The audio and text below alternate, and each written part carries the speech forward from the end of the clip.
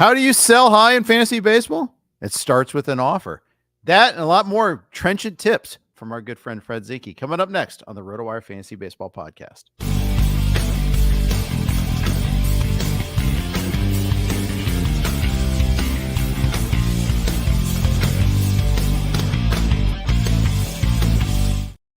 Hey, everybody. Welcome to the RotoWire Fantasy Baseball Podcast. I'm Jeff Erickson here with Fred Zinkie. Fred is so oftenly called the trading guru in fantasy expert leagues. He's like beloved character actress Margot Martindale. He is to trading what Margot Martindale is to character actresses there. I almost got that line right, but oh well. Here we go. Fred, what's going on? How you doing? I'm great. Even though I was going to say even though the Blue Jays stink, but they're playing the White Sox right now, so they'll probably be okay for a few days. Then we'll remember that they stink. So yeah, for this week, I'm okay. That was wild on Sunday. It just I tweeted out because there is one of the beat writers was just giving an update on the game, and I go, check out the replies to that where they fell behind 2-0, and just the misery, the doom and gloom. I'm like, is there a fan base madder right now than the Jays? And then like Mets fans are like, hey, hold your beer here and all that sort of stuff. But you chimed in, you're like, no, unless it's the Maple Leaf fans, which I can get too.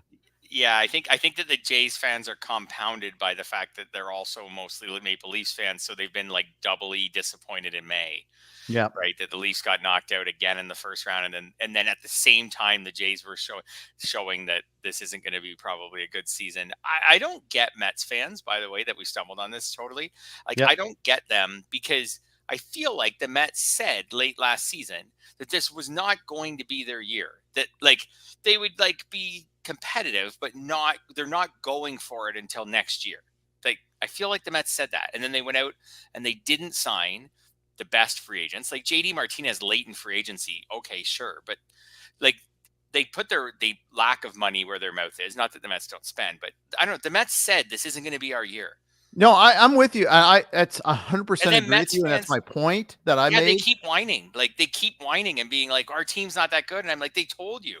I know that they didn't think Edwin Diaz would be this bad. There's within the team, there's players like we talked Lindor not hitting for average and things like that. But they told you that this year they would probably be an average team. They've been a little worse than that. Whereas Jays fans, we've been told this is it. This is the core, Bichette, Guerrero, Springer, etc. And they're going to get over the hump someday. And we've reached someday and it's not happening. So, right. I don't know. Well, and not only that, but they're now getting to the age where they're going to in contract status where you're going to have to make some real hard decisions on said core also. And that core has also regressed.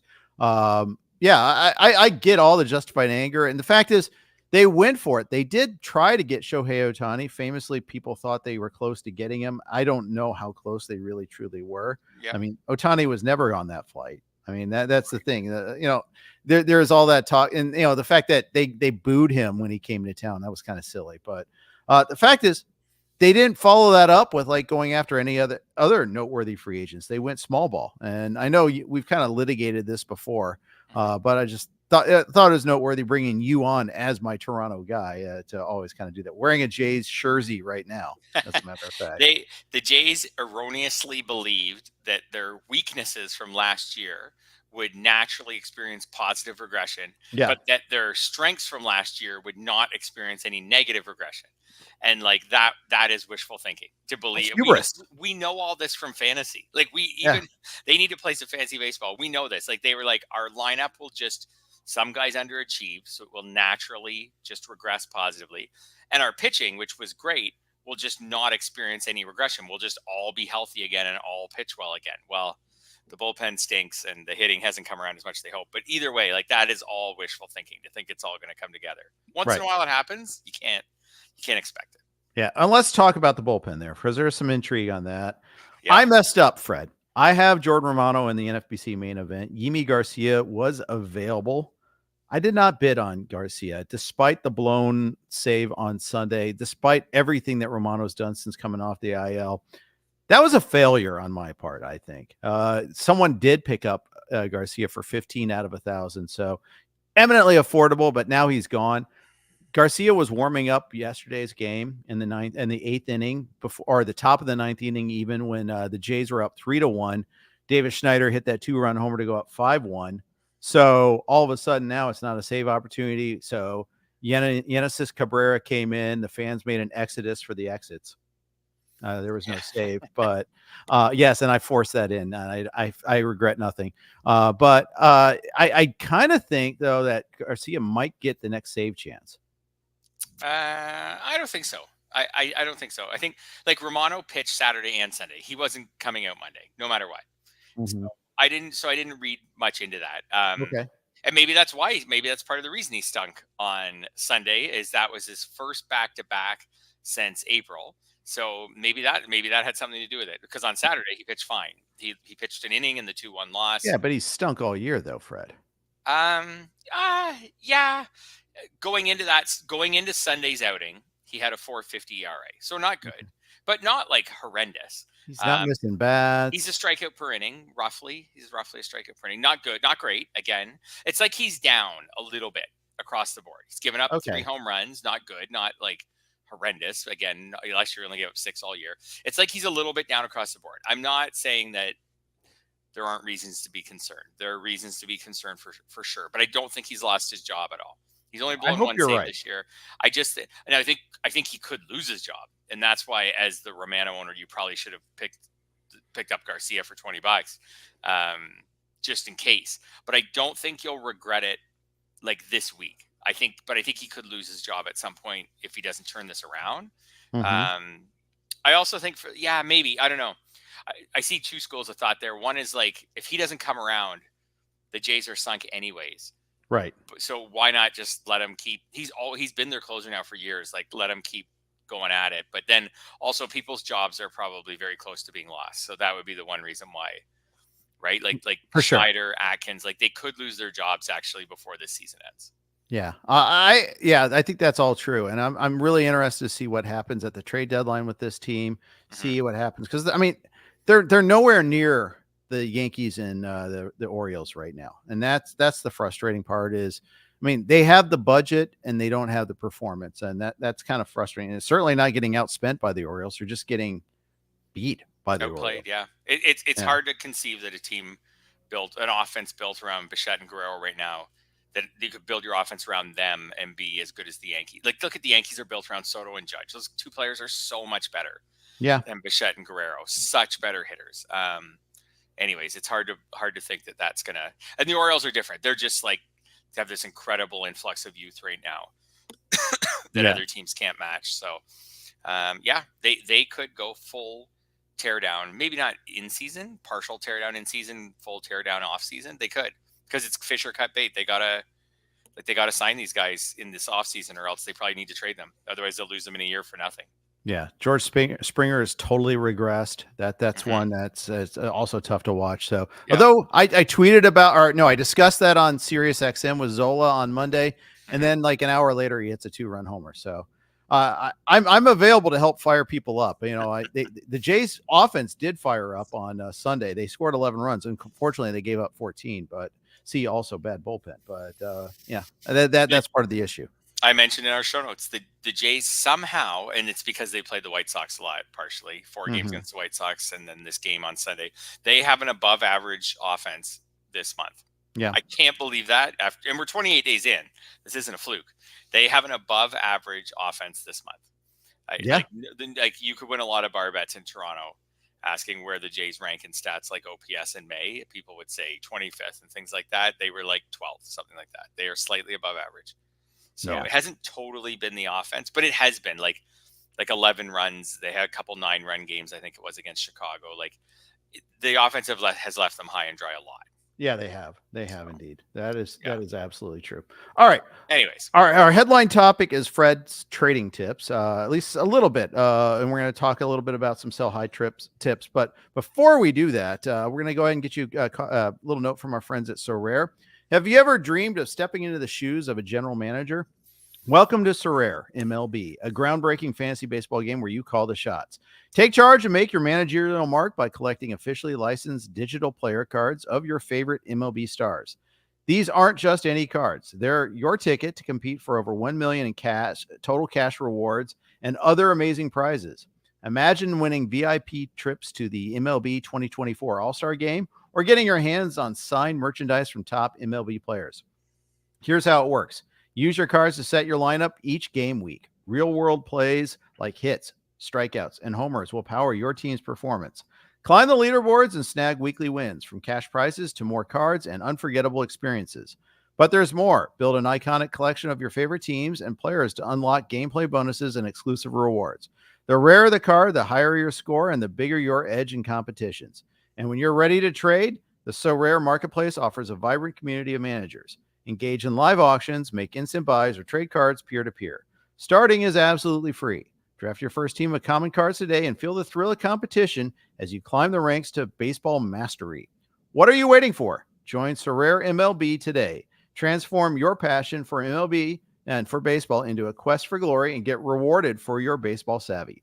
Sign up today with the link in the description and get 50% off your first pro cards up to $50. It's your passion rewarded. Big thanks to Sorare for their sponsorship of our podcast. All this month they've been aboard, and we're happy to have them aboard. Posting the link in the forum for those of you live streaming if you want to check it out for yourselves. Our topic today, our first topic du jour, is selling high. And Fred, you wrote an article on Yahoo just talking trades.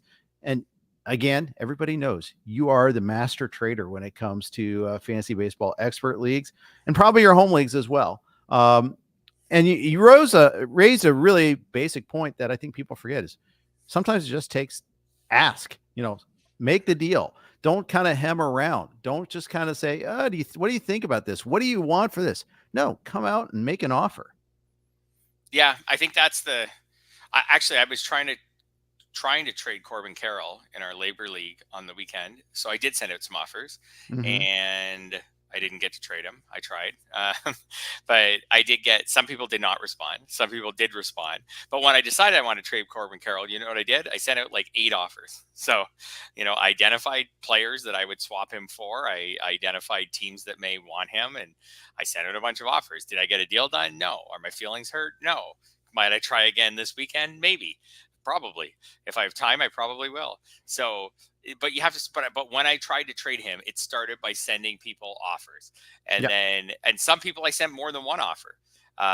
Some people you didn't send any offers to. I didn't send any offers to you. You're right. I noticed that.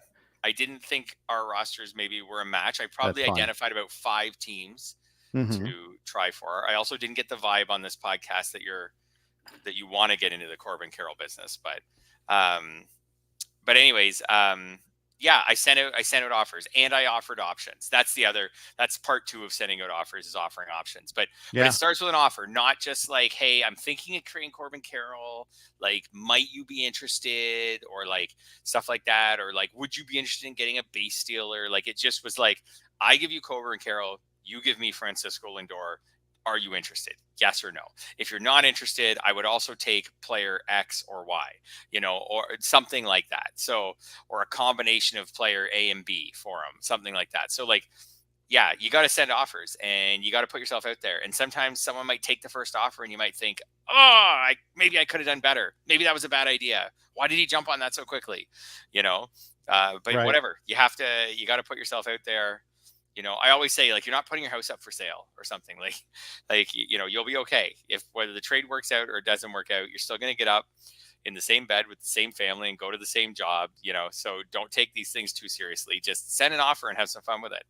Yeah, exactly. Exactly right. By the way, Aram Layton did a deep dive on Corbin Carroll, and I thought it was the best thing I've read so far about that. It's on justbaseball.com. And he does address the shoulder, and then he addresses why it's not just the shoulder, and it's also some of the adjustments he's making and not making, perhaps, and how this is the first time he's ever really truly struggled. I thought it was a really good article. So I'm posting that also for those of you who are doing the live stream with us there, if you wish to check it out. Without going into too much, going down that rabbit hole yet again about what's wrong with Corbin Carroll, there's a place for you to check it out if you're interested there. So I did read about that, and also the concept of a sophomore slump, and pitchers adjusting, and maybe they adjusted a bit in the second half of last year. And then I was like, sophomore slump, I should have seen that one coming. And then we always talk about how great Gunnar Henderson's doing. Like, why couldn't he have had the sophomore slump? Right. Since I have no shares, and Corbin Carroll had continued to, have a great season off for his rookie year. sometimes you get them right, and sometimes you get them wrong. Like why could Gunnar Henderson? Anyways, have the sophomore. But Gunnar Henderson last year was like a full season. He got the call up the year before that, right? In 2022, where he had a taste. A little bit. Previous year, you're right. Actually, they're almost identical. I just pulled them up back to back. So in 2022, they played 32 and 34 games respectively, and last year they played 150 and 155 games respectively. So so they are in the same boat, same bucket. Basically the same amount of experience, and somehow, whether it's the shoulder or pitchers adjusting or whatever, but Carroll is not succeeding this year, and Henderson's gone to another level. Yeah, exactly. He sure has. So there you go. Yeah. And I'm not the best at trading. I do pull them off here and there every once in a while. I think I play too many leagues, Fred, because sometimes I do let possible trades go incomplete. I go, maybe not reply quickly enough sometimes. So do better than me. And one of the things to do is just engage quicker, because trades get made by someone else, and you get like, how come I didn't get that deal? Well, you didn't engage. You didn't do it yourself. Mm-hmm. Yeah, absolutely. I mean, for me, for example, with the Carroll, I didn't get too deep into it. I took a look at the ADP list from the NFBC. This is the first thing I did. If people are looking for ways to get started, I just took a look at the list of ADP from the main event, and I found a handful of players who were obviously taken way later than Corbin Carroll that I would trade them straight up for right now. And I offered them out for them. Like, it was just like to get the ball rolling. But I made real offers. Like, the person could click accept and we were in. And anyways, those deals didn't get done. But I asked for players taken in rounds 3 and 4 for the most part. I felt like that was maybe a place to go with Carroll right now, since he was a top 5 pick who's struggling. So I offered some players in rounds 3 and 4 and didn't get a deal. But that was a simple way to do it. And like I said, I also maybe looked at a little bit at a couple of people who were lagging in steals and thought maybe I'd make an offer for someone who didn't steal bases, but didn't get a deal done. How about this? I even offered him out. I wasn't quite a 1-for-1, but it's pretty close, for Royce Lewis, and I didn't get a yes. Interesting. Royce Lewis is hurt and always hurt, but is good, and I didn't get that.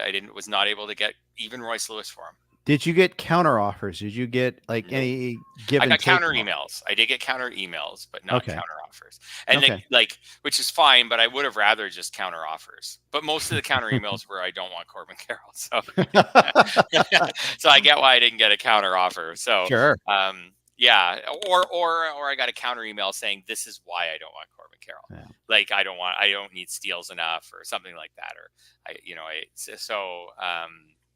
so I got counter emails. I did not get a single counter offer.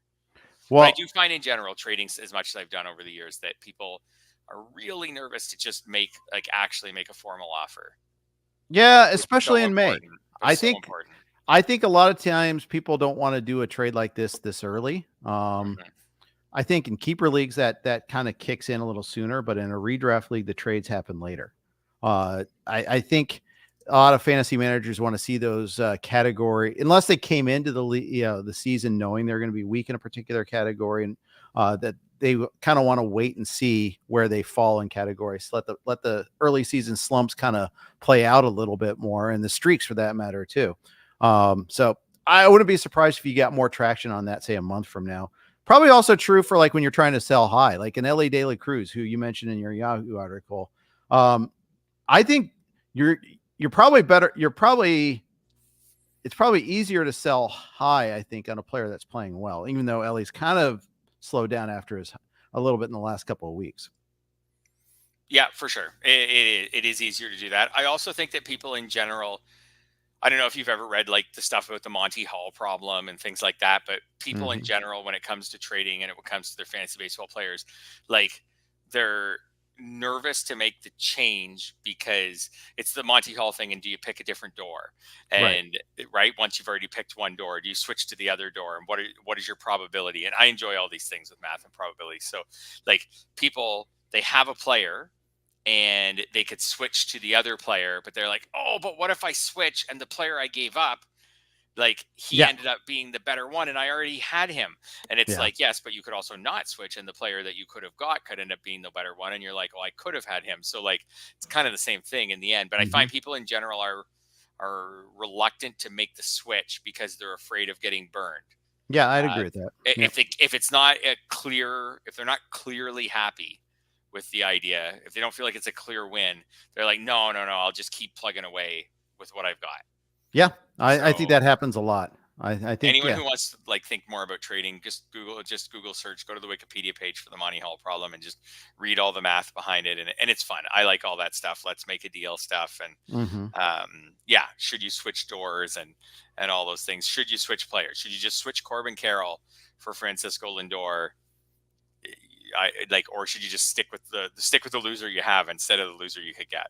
Yeah, Francisco Lindor, by the way, homered today off of Tyler Glasnow. 2-0 Mets. They're in the 7th inning. Dodgers are really struggling. Hitting 200 now, by the way, Corbin Carroll. Yeah. Or sorry, not Corbin Carroll, Francisco Lindor. Yeah, huge if true. Yeah. The Dodgers have lost 5 in a row. Their bottom of their order is killing them. The bottom 3 spots during this 5-game losing streak. As of one point earlier in this game, I was hearing the Dodgers announcer said that they were 5 for 53 with 1 walk in that stretch. That's just inexcusable. They're getting crushed by the bottom part of the order. James Outman's in the minors. Max Muncy's on IL, so that pushes everybody up a spot where they more than they belong. Chris Taylor somehow is still getting playing time. Pages has started to slow down. Terrible in May. Yep. Jason Hayward hasn't done much since coming back. I mean, for a team that's considered to be, the safest to get into the playoffs, probably going into this year. Not probably, they were. This stretch has been really eye-opening. Yeah, absolutely. Looking at for example, looking at their stats for the entirety of May, like Shohei's been awesome. Teoscar's been very good. Freeman and Betts have been good, not like amazing, but around 800 OPS. So for them, actually a little disappointing, but good. Everybody else has stunk. So Will Smith's hit under 200 in May. Max Muncy, before he got hurt, was hitting under 200 in May. Outman, it was hitting under 100 before he got sent down. Like everybody else, like you said, Pages, terrible. Gavin Lux has been about what Gavin Lux is supposed to be, but that's not very good. Right. But yeah, other than those 4 players, they've been, the rest of that lineup's been awful. It'll come around, I think. Jason Hayward played a few games since he's been back, hasn't hit at all.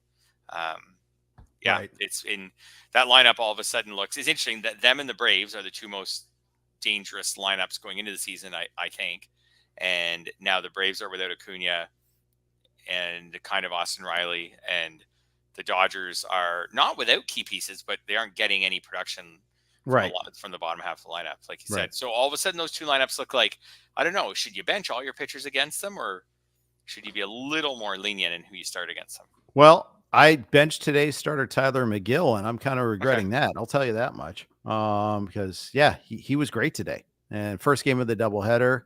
I don't think he'll get a 2-stepper because of the rain out yesterday, but I picked up McGill in part, like, well, let's see what happens with this here. You might be okay, and then didn't use him. Now I'm missing out. I missed out on a good outing. Jason Hayward singled just now, so that we got to tear up all those bottom of the lineup stats now. But no, we're going to do a lot more May facts, but first we're going to get you a quick note from our friends over at Prize Picks. Prize Picks is the best way to get action on sports in more than 30 states across the country. It's really simple to play. I can make my picks and submit my entry in less than 60 seconds. You can just pick more or less on 2 or more player stats and watch the winnings roll in. We got one basketball game tonight. They do a lot of basketball, but the Mavs and the Timberwolves playing game 4 tonight. We may have a big break in basketball for a few days after that. Sigh. Pacers. All right, moving on. Or just jump into baseball. They do hockey. They'll do soccer whenever soccer is playing. It's a lot of different angles you can play. Quick withdrawals, easy gameplay, and an enormous selection of players and stat types are what make Prize Picks the #1 daily fantasy sports app. Download the app today and use code RotoPod for a first deposit match up to $100. That's promo code ROTOPOD for a first deposit match up to $100. Pick more, pick less. It's that easy. Big thanks to Prize Picks for their sponsorship all baseball season long. Here with Fred Zinkie, and we are talking about some interesting May stats right now. And, it's always good to take a quick snapshot, kind of challenge your assumptions. And that's kind of what's happened so far with some of these May numbers here. Starting off with the Kansas City Royals. I think there's a lot of interesting things going on with them. Yeah, their offense going into play today was the second best in OPS this month. I'm starting to think that maybe the Royals are for real. These pitchers that they've gotten to eat innings are eating innings, and Bobby Witt Jr. looks like an absolute superstar. Sal Perez is having a great season. This month he was more good than April. He was amazing.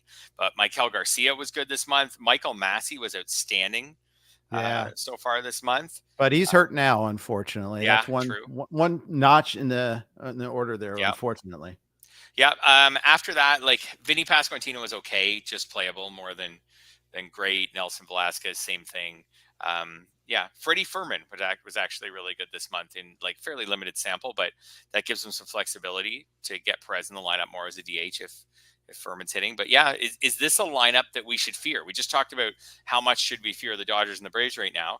How much should we fear? The Royals? Yeah, it's a great question. Or don't we? Is this just a good month? Well, I'm going to give you my favorite Royals stat. The New York Yankees lead baseball in 174 runs allowed so far. The Royals, who are the Royals, are second at 190. It's the pitching that's really sneakily been good by this team. Seth Lugo, everybody, knows how good he's been. If you've been paying attention at all, Brady Singer has been great. But like Waka, even Alec Marsh, who had a rough outing yesterday, but he's been really good. Their bullpen is solidified after a kind of a bouncy first couple of weeks. They got Will Smith out of the closer job, and everything else has seemed to kind of fall into place. I'm amazed at the lack of runs allowed by the Royals. Yeah. Me too. I didn't think this pitching staff would be able to do what it's done. I'm still a little skeptical, but we've hit a point in the season where if these guys can get it done for a few more weeks, then maybe they can even augment it just with some inning fillers again at the deadline, depending on how it goes. Like Cole Reagan's has been good. Like Lugo's been great. Obviously Brady Singer's like everything. This is like the opposite of my Blue Jays discussion at the beginning, right? Like this is a pitching staff where they were like, well, if Seth Lugo could be an innings eater, well, actually he's been better than that. And Michael Wacha has been an innings eater. And if Brady Singer can get it turned around, well, actually he's really turned it around. And, if Cole Reagan's can continue like last year, well, he's been doing that. So Alec Marsh is a nice number 5 starter. They're at a space where even if one of these guys crapped out, got hurt, whatever, like they could pick up just like an innings filler or something like a Kikuchi. The Jays may end up trading him in the summer if they fall out of the race anymore. I think this is the last year of his deal. Like someone like that, just to go into the staff and keep things rolling. The bullpen's been more effective, I think, than anybody thought it would be. I agree. And their defense, by the way, here's a fun stat. They've only allowed 9 unearned runs all season long. So their defense is playing great too. That's one thing. You contrast that with some of the other teams out there. Like even the Yankees, who have allowed 16 fewer total runs, they've allowed 21 unearned runs. The Atlanta allowed 17 unearned runs, and there's some that are even way worse than that. I don't think there's any other team in single digits right now. Quick perusal over on Fangraphs if I might have missed one, but point is they're playing really good defense, and that obviously defense is pitching many times. Yeah. Jumping back over to the Royals offense, one thing I did want to mention is a bit of a strike against them if you don't want to fear them too much is so far in May, their team BABIP is 10 points higher than the next highest team, like their first. And you might hear, and since we're used to evaluating players, I would initially hear that and be like, 10 points, like no big deal, except that team BABIPs cluster a lot more around 300 or in this case, around 290. So for example, the gap between them and the second team this month, which is the Rockies, is the same as the gap from team 2 to team 9. So like it's a fairly 10 points is a fairly significant lead. And if you want to talk about going back now a little further in our conversation to how bad the Dodgers have been this month, the Dodgers are 29th in baseball and BABIP this month. So now I know there's other factors there, quality of contact, barrel rate, all these things, but speed. For sure. But like the Dodgers are probably not going to finish 29th in BABIP in any other month of the season. So Like that's probably, by the way, the Orioles are 28th. That's a weird one too, just with how well the Orioles have been doing, that they haven't even had good BABIP luck. Interesting. Yeah, for sure. But so there is probably some stat, like if we broke down the Royals player by player, whether it's Freddie Fermin, who's hit 395 this month, or whether it was Massey, whether it was Garcia, who's hit 317 this month, like there is probably some good BABIP luck there. And the opposite is probably true with the Dodgers. Yeah. Boy, this is a kick in the butt. The Tigers and the Pirates didn't play yesterday. They took a holiday off. Yeah. They've been postponed today, a 2-game series. So they're going to have to play a doubleheader tomorrow. So all that rest advantage that they got is kind of wiped out because now they have to play a doubleheader tomorrow. So that means you can go tomorrow and watch both Pirates stud starters, Jared Jones and Paul Skeens, in one day if you want. And it's a straight doubleheader too. Amazing. Bless their hearts, Detroit. So Thank you. If you're a true baseball fan, like what could be better in one day than going and watching those two young starters back to back? I think you'd always remember, especially if they pitch well. You're right. You'd always remember that day. You'd be like, man, I saw those two back to back. And Skubal was supposed to pitch today, so you could watch him as well. Those two games might combine for like 7 runs scored and be done. They might be done in less time than the Jays-Tigers game took on Sunday. I was just going to say, it's going to be like a combined 3 hours and 40 minutes or something like that. It could be something like that. I guess that they might not let Skeens and Jones go super deep into the game. So then we might bullpens and everything. So, but anyways, that would be pretty cool in one day. Yeah, it would be. Yeah. Okay. Back to more interesting May stats. The A's, Angels, and Giants have all been pretty good offenses so far. Yeah, all in the top 10 in OPS in May. I was shocked about the A's because the A's have had a terrible month pitching and therefore a terrible month on the scoreboard. Like I think they're second or third or something worst record in baseball in May. So I did not think there was any chance that this lineup would be doing this well. But the A's lineup, like Brent Rooker's been doing great. I think that's been well publicized. But Shea Langoliers, on the strength of couple big games, has hit really well this month. JJ Bleday's emerged. Like he was a bit of a popular waiver wire ad over the past couple of weeks. And Abraham Toro just keeps chugging along. We'll see if he can continue this, but he's been kind of chugging along, leading the team in at-bats during May, hitting at the top of the lineup. He's hitting 302 this month. Like Zach Geloff's been a complete washout. Like he came back. He's actually played 12 games since he came back off the IL, hasn't hit at all. So it's not like he's spurring them along, but I was shocked that the A's lineup has done that well. I continue to target them with pitchers. I think I'm not going to change that approach yet. I was just going to say, I'm going to do the same. I think there's enough landmines out there. But they are hitting for more power, and power can kind of catch you pretty quickly. Yep. That's the thing that gets you there. They do have a few guys that can mash a little bit at least. But yeah, I'm totally targeting the A's pitchers on the other hand, trying to get my hitters to go up against them for sure. Have you added any Max Schumann this month? No, but he's been on my waterfall. I've gotten to the point where at least I'm looking at him a little closer. He's getting loads of playing time. Yep. One thing I'm a little worried about that continuing though is his defense has been pretty poor. So I wonder if that's going to be something that changes in the long run here. But yeah, I mean, I looked at him and I was kind of like, okay, well, he looks okay. I wonder about Bleday a little bit. Paul Matthews asked about him if he's for real. What do you think about JJ Bleday? I'm not sure yet. Like he's still not hitting for average. He's hit some home runs, and he's drawing some walks. I think he's interesting. I would rather have him on my roster than anyone on the team, probably other than Rooker. I guess in 2 catcher leagues, Langoliers. Yeah. Okay, so there you go. In 2 catcher leagues right now, probably Rooker, Langoliers. Bleday might be next because he's drawing walks and he's hitting for power. Like I would take him over Toro, over Schumann. I have grabbed Schumann in a couple leagues. Like I know what you said about his defense, but when we're talking about grabbing him for $1. Right. Like, whatever. Like if he can help you this week. He's had a nice strikeout to walk ratio though. Like good enough. Yeah. Anyways, I think doesn't strike out that much. You're right. I know. I don't know. I think Schumann, if they leave him in the lineup, could just be not good, but just someone you can use in your middle infield spot. Someone you can put in and out of the lineup. I do find, I don't know if you find this on your teams, maybe it's just me, and I've heard other people talk about how barren corner infield is this year, and I totally agree with that. Yeah. Like my search for corner infielders, like it's actually not a search. There's no one to get. So I have Jose Miranda on so many teams right now, just because he's actually hit fine. He doesn't play every day, but he plays enough. But I'm not happy about it. But I can't get anyone. Where I've had teams where I've had injuries to the corner infielders, or they've crapped out and I've needed replacements, like no chance. No, and we've lost so many third basemen this year too. Awful. Yeah, it's been really tough there.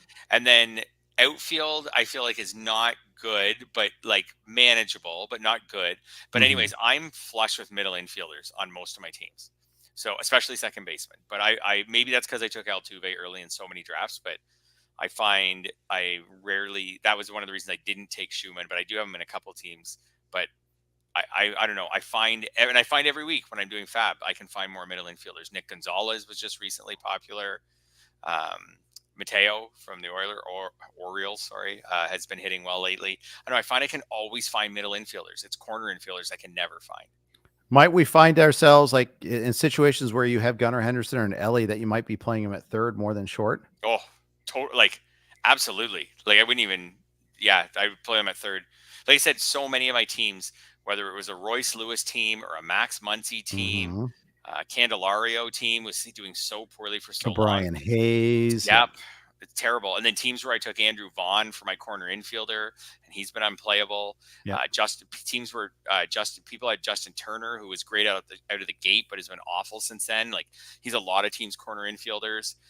Even the Jays were backing off on him a bit. I don't know. There's so many guys. That's where Abraham Toro has been valuable on a couple of my teams. Absolutely, he's third base eligible and he plays and he hits for average. So yeah. But anyways, like. I know there's some other teams we can talk about from that group, but the Angels was the other team that really surprised me. Like the Angels without Trout, doing so well this month. Well, yeah, it's weird because I still look at that lineup and I'm like, yeah, not really. No, I still want to target them, but then you go. Taylor Ward's been fine. You know, he's been hurt since the Trout injury. His counting stats have just dried up. But you know, he's still at 11 homers now. He's still slugging 483. That's still a pretty reasonable bounce back season for him. Renjifo's dealt with some health issues here and there, but Renjifo's actually having a pretty darn good year. In fact, better than darn good year. 878 OPS. Wow. Holy cow. Yeah. Renjifo's been great this month. I listed him as a sell high candidate. BABIP's super high this year. A lot of contributions coming from steals. I think he can keep stealing bases, but obviously when the BABIP comes down, the base hits come down and the steals rate probably comes down. So I think he's a sell high candidate. He does have that nice bonus to the position eligibility. Yeah. Maybe you can use that in trade talks. He and Kevin Pillar have actually been their two awesome hitters this month.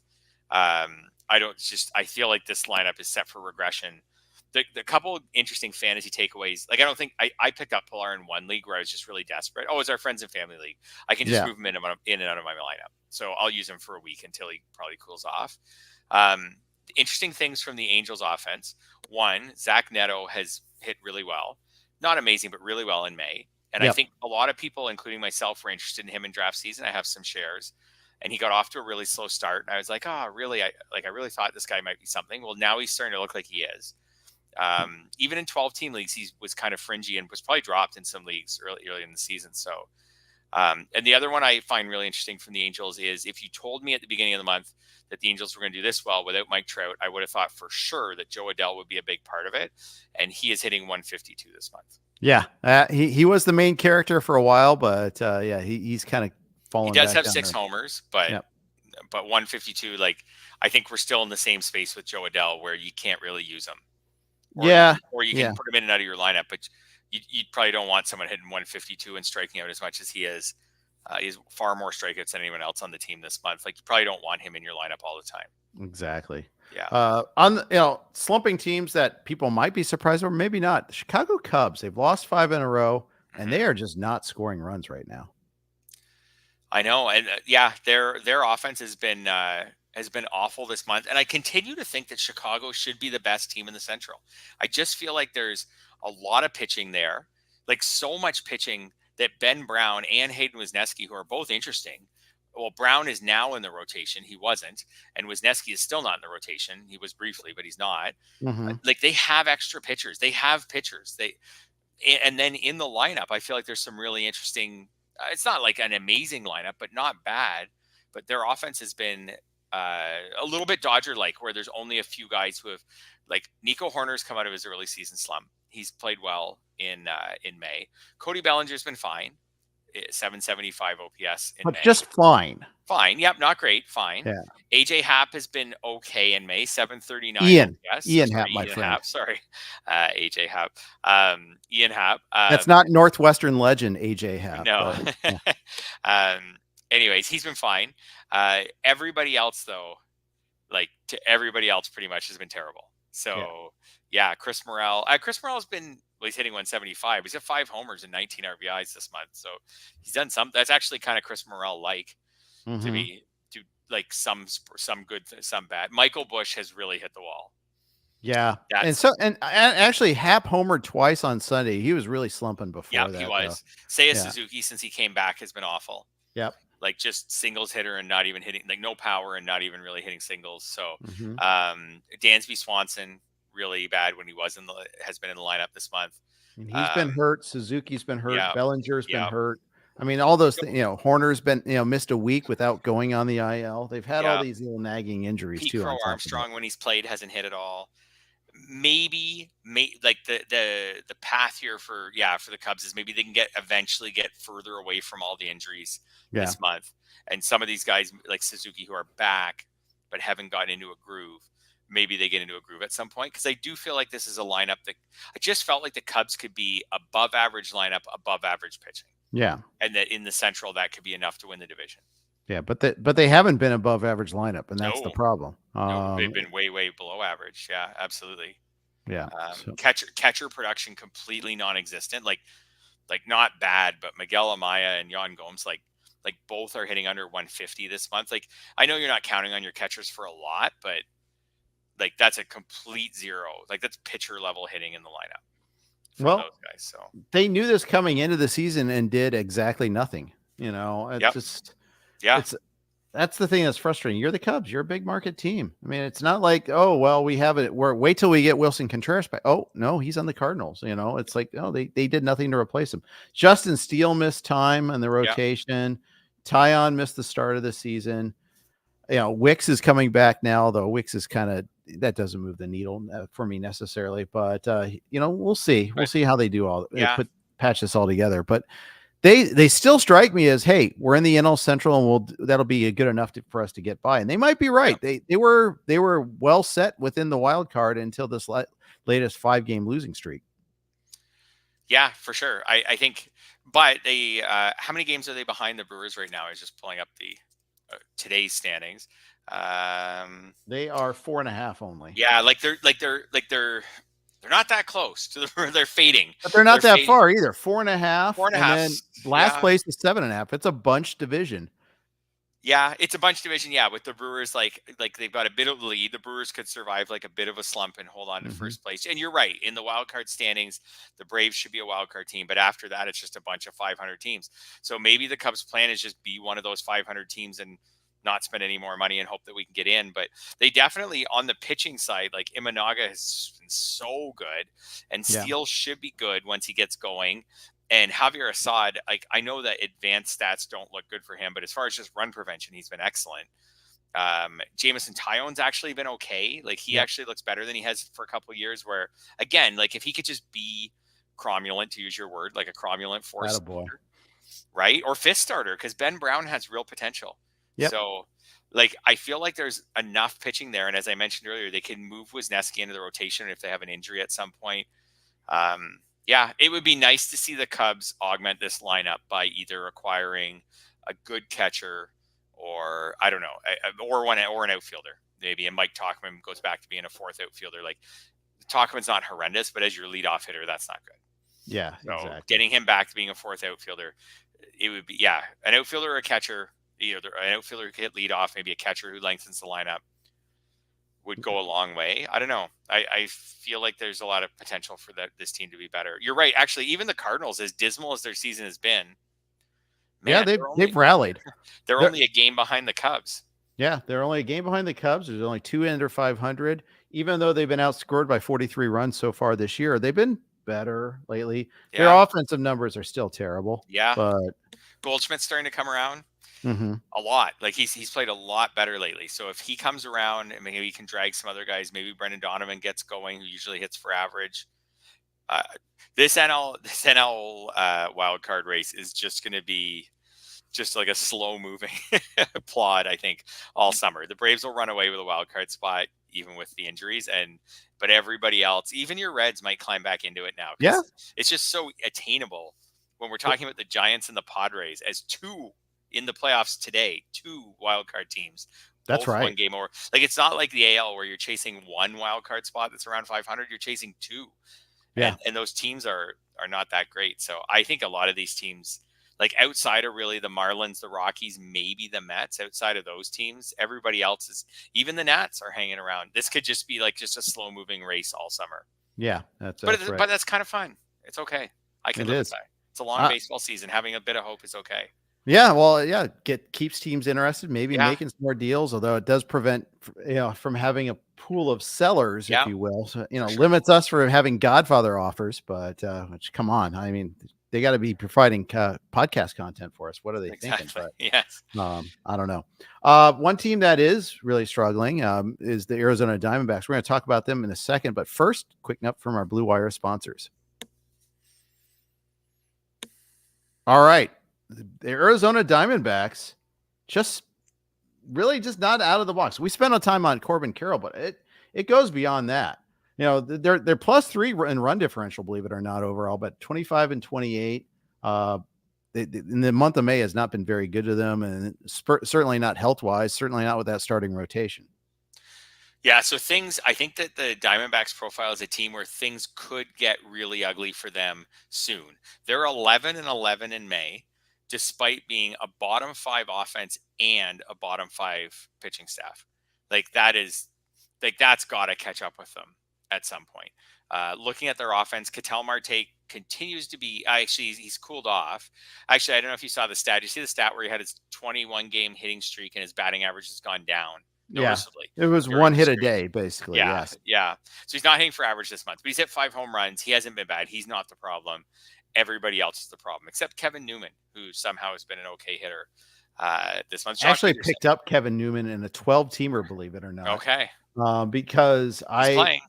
Yeah, he's playing. He was relatively hot, and I lost Trey Turner, and then I lost Xander Bogaerts. So I had to pick up somebody. Yeah. Jock Peterson's hit really well in May for them. Everybody else, like Carroll, we talk about all the time. But Lourdes Gurriel, after an okay start to the season, has been awful. Christian Walker, like nothing. Eugenio Suarez, like terrible. I have him in one lineup, and I can't get him out. Same. Like he's my third baseman. Yep, he's my third baseman. And every week I'm like, okay, I got to find someone better than him on waivers. And then I look, and there's no one. And then I'm like, whatever, I'll roll him for another week and hope that he finally gets going. He is not getting going. Gabriel Moreno, that whole Jays trade has come around. At least if there's one positive for the Jays this year, it's that Dalton Varsho has been a decent hitter and Gabriel Moreno has not at all. No, so he hasn't. That's one of my big disappointments of the year. Yeah. Absolutely. That's the mid-round catcher. Like we could go on a tangent for a long time on mid-round catchers. Keibert Ruiz, Bo Naylor, Moreno, Mitch Garver. Like there's a whole bunch of them that were all picked in about rounds 10 to 13 and all terrible. Yeah, that's right. And they were significant draft picks. And that seemed, everybody talked during draft season, catcher was deeper. You could pick a lot of catchers in some of my teams. I drafted 2 of them, and I was like, okay, I'm set at catcher. I don't have to mess around with catcher. And I have 2 terrible catchers that I paid for. So anyways, that lineup has been really bad. I think it will come around. I think that lineup's got enough decent players, whether Carroll comes around or not. But I think Gurriel will come around. Walker. I think Walker will come around. He's done this before, hasn't he? Where he stunk early on and then just caught fire. And even, you know what? Walker hasn't been that bad overall. 812 OPS. It's just recently. Just in May. May's been really bad. Streaks and slumps. That happens. And even in the last week, he's turned it around already. So yeah, I think he'll be fine. Is that really right? Christian Walker. Oh, wait, last year he had 11 stolen bases. I was hovering on the wrong line for a second there. It's like, he already has 11? No way. That was last year, though. He's 1 for 3 this year. By the way, Adam Ottavino came on for the save today against the Dodgers and has already blown it. That game is now 2-2. There goes my Tyler McGill win. I had him starting on multiple teams. Oh, womp womp. At least he pitched well. Yep, exactly. At least it wasn't like they came in and inherited runners scored or anything like that. But noteworthy. I mean, the Mets didn't play yesterday, and we haven't even seen Diaz. I mean, it was in the eighth inning. It was what's his name, Garrett, that was pitching the eighth inning, and it's Ottavino in the ninth, and it's a couple of singles and then a bunt that's caused it so far. But anyways. So Diamondbacks, though, I mean, they've had 0 innings from Eduardo Rodriguez. Merrill Kelly's on the 60-day IL. Delayed return for Jordan Montgomery. You can see why they haven't had great pitching so far. Fott's been pretty good lately, though. That's one guy that he actually has been kind of rolling. We even missed out like on a win against the Dodgers. See, also, hey, Dodgers were not that great this month.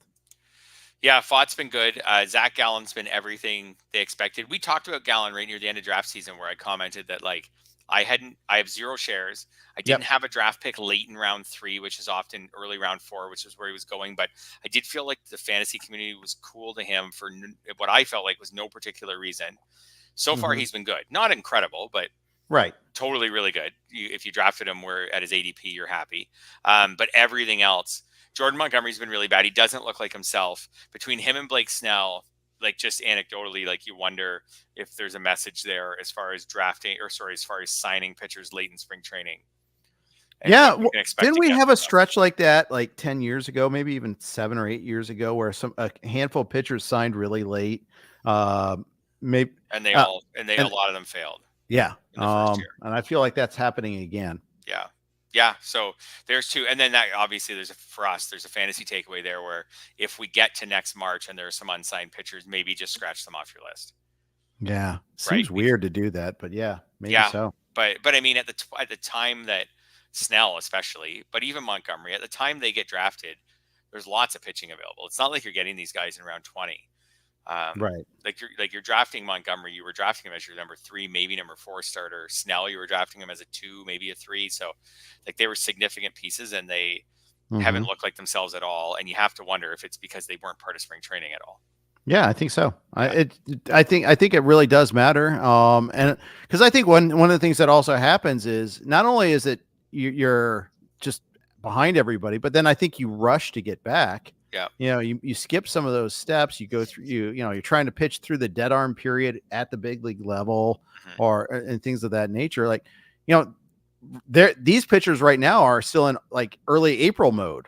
They could be. And when we see some pitchers like struggle their first couple of outings out, like Aaron Nola and Max Fried were terrible in their first couple of starts, and they've been fine since then. In fact, Fried's been great.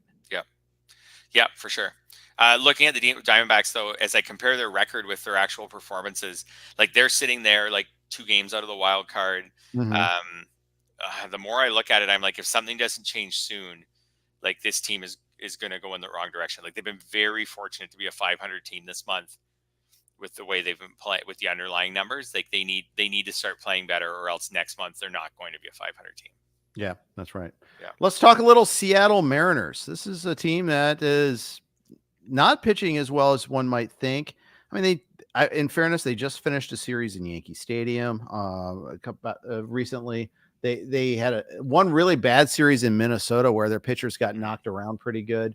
But at the end of the day, this is still not a bad team. No, it's hard to believe with a rotation. Like, to me, that rotation's as good as any on paper. It's as good as any rotation in baseball. And this month, it hasn't been good. Brian Woo's been awesome. Yes, he has. Luis Castillo has been totally good. He's walking batters a little more than he usually does, but he's been totally good. 3.04 ERA this month. It's totally good. But Bryce Miller, ERA in the 5s, George Kirby and Logan Gilbert around 4.5 for their ERAs. Like you say, like they've made 5 starts. It's a bad start here and there, but the bullpen has been a huge problem. So Andres Munoz has been like everything. I have him on some teams. This month he's been lights out. He's been amazing. Taking control of the closer's role. He's got 6 saves this month. All the saves the team's had.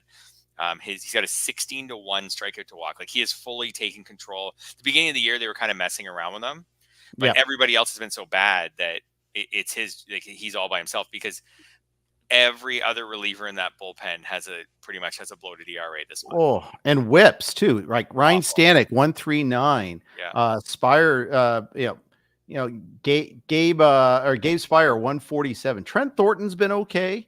But yeah, I'm kind of digging into the corners here to find who's okay. They just got Taylor Saucedo back. Yeah, that's the problem. They can't get to Munoz. Their starting pitching's been just okay. So some of these guys like Kirby that could maybe average 7 innings per start, he's only averaging 6 this month because he hasn't been his usual totally lights out Kirby. Yep. By the way, only 19 strikeouts in 30 innings, which continues to be an issue with him. Yeah. But they can't get when Kirby leaves. They can't get, and when Logan Gilbert leaves, they can't get to the 9th inning often. Yeah, because these relievers have been so poor. And, this is a team that kind of spun off a couple of their relievers. They traded away Seawald last year, for instance. They traded away to the Twins. They traded away some of their depth, and that reliever got hurt. I'm spacing on his name right now, but Justin Topa was another one that was useful for them, and they traded him away. But they didn't replace them with anybody. Like they tried to go on the cheap, and that's how we're going to build our bullpen and all that. And we're smarter about finding it. Matt Brash getting hurt, that hurt them a lot. They traded for Gregory Santos. He hasn't pitched yet this year. That hurts a lot. Brash, obviously, he's out for the season. So that actually was a pretty big loss there. Yeah, absolutely. And I don't know if this gets, so they're winning the division.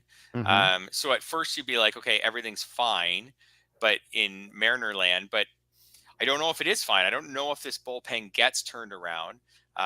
Their offense hasn't been very productive this year. I do think the rotation will get more on track. Like I do think that Kirby and Logan Gilbert will each have some lights out months in the final 4 months where they have ERAs in the 2s or things like that.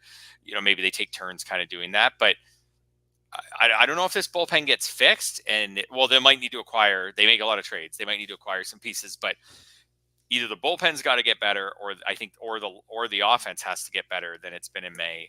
Their offense has been like not the worst, but not good in May and not good overall this year.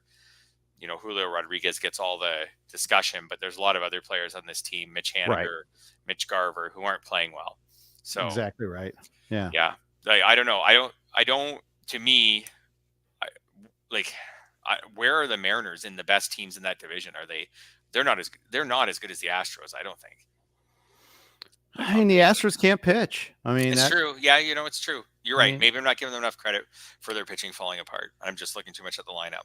Yeah, I mean, it's the Astros are scoring runs, but they can't pitch. Christian Javier just went on the IL, so they're not going to have him for a while. They've got Arrighetti in that rotation still, and he's got a near 7 ERA. Yeah. I know that's a little bloated because from his early outings. Same is true with Hunter Brown with his 7.06 ERA. I mean, so at least they have Blanco back. Valdez is back after one IL stint of his own. Verlander pitched well in his last outing, but they don't have everybody. They don't have Javier. They don't have, and they just haven't had too many other guys that could step up. JP France got sent down. He was that bad, and got hurt down at AAA. So, I mean, they just can't pitch right now. And some of their relievers have been bad too. I mean, Hader's fine now, but some of their other setup guys haven't been that great. Yeah, it's amazing how readily we can find flaws in so many of these teams. It's going to keep baseball really exciting, I guess, all summer. Yeah. But like so many of these teams, the Astros will probably rally and get up to 500, and then plot along around there, and compete for that last wild card or something like that. Or compete for the division actually, because I don't think the Mariners are good enough to pull away.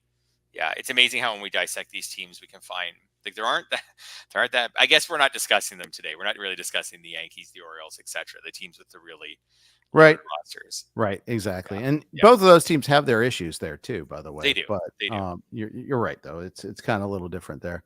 Hey, that's gonna we're gonna do some overall data from 2024, but I think that's gonna be the topic of next week's podcast because we're already at the hour mark, and I'd like to give it full value here. So let's go ahead and clip it here. And next week we'll talk a little bit about some of our reactions from where are we getting our top ERA guys from? Where are we getting our top strikeouts from? What conclusions can we draw from what's happening with the pitching so far? We'll do all that and more next week. Fred, good stuff today. And look forward to doing this again next week. Yeah, for sure. This was really fun. Can't wait. All right. Thanks, everybody. Thanks to Prize Picks. Thanks to Sorare. We got James Anderson with the Prospect Pod tomorrow.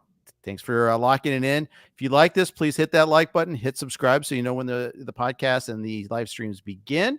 And of course, check out the trial, rotowire.com/pod for a free, no credit card trial. Check out everything you want to check out on the site. Thanks for listening. Take care.